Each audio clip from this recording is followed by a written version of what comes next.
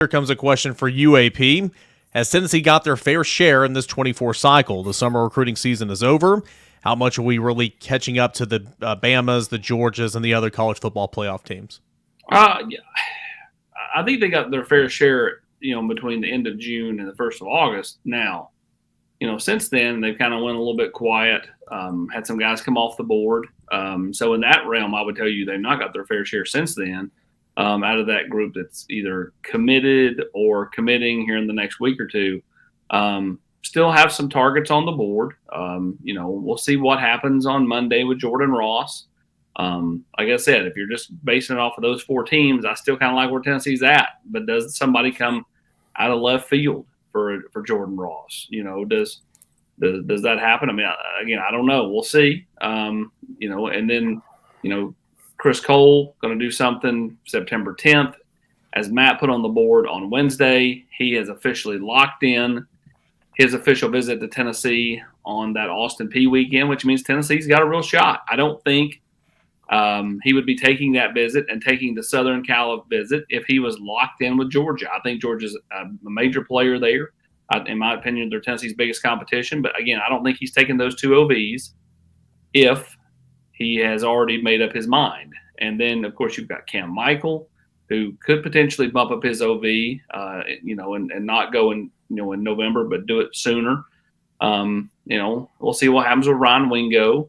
And then, of course, you got Danny Okoye, who will visit Tennessee officially for the South Carolina game. So, a lot to be determined with those last 5-6 guys that we just highlighted. But, again, I think Tennessee needs to hit on a few between now and December for me to feel good about kind of where they are.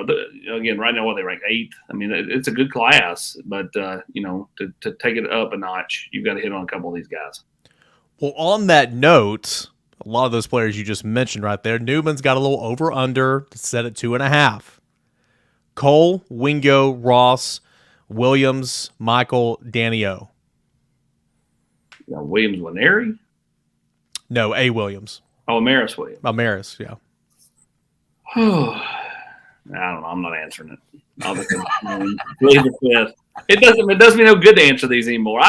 This is a Hubs Florida situation. Listen, I hate it. I don't like it. I don't like the way this is going.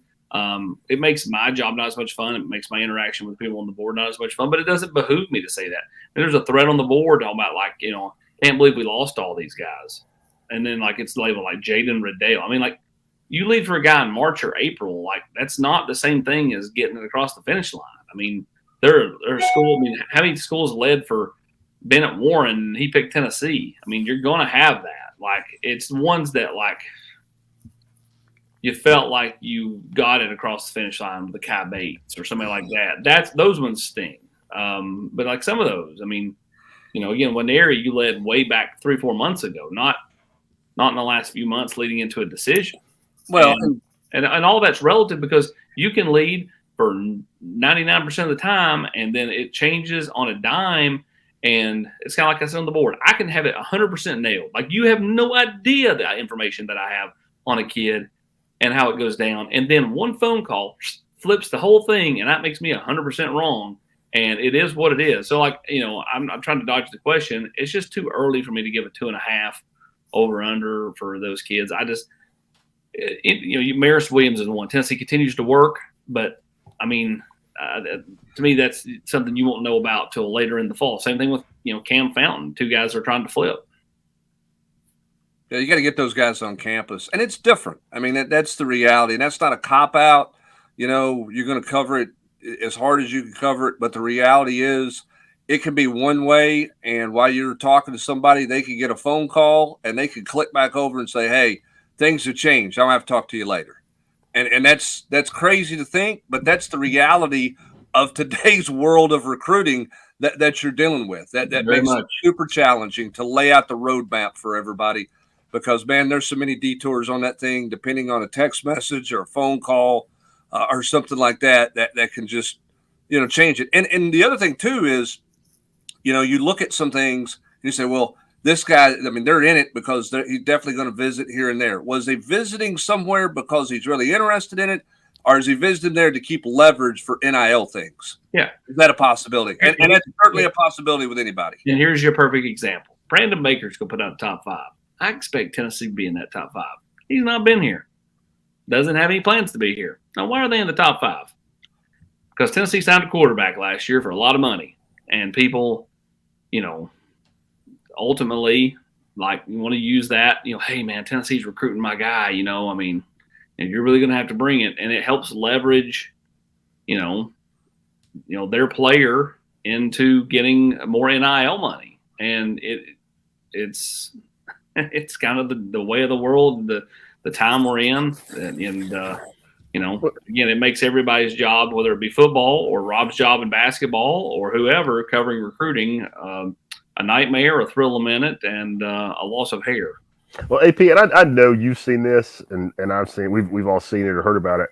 The other thing with that is kids, or probably not kids, but parents or somebody in their circle can tell schools any number. Here's the number. Here's what school X is offering is this number, and Tennessee, you got no idea. You got no way of verifying that. You got no way to know if it's true or not.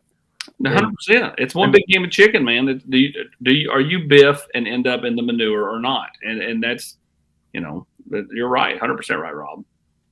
Yes, I know where that reference is from too. Duquesne?